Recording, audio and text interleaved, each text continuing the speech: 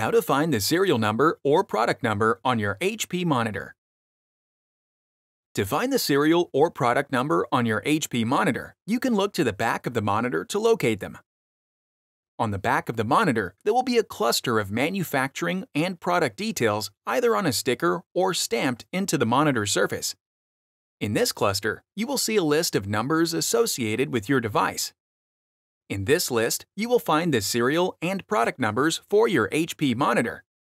Depending on your monitor, there might also be a QR code that you can scan to bring up a list of your device details. You can also find product information by looking it up on your monitor display. To do this, turn on the monitor.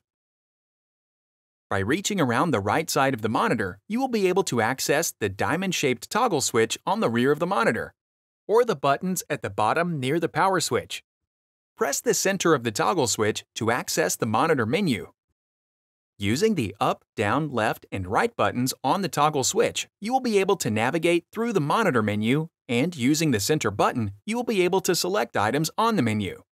Press up to open monitor settings and information. Scroll to and select the Management option, and then scroll to and select Information. From the information screen, you will be able to see all product information related to your HP monitor. Click the Playlists tab in YouTube to find HP videos in other languages.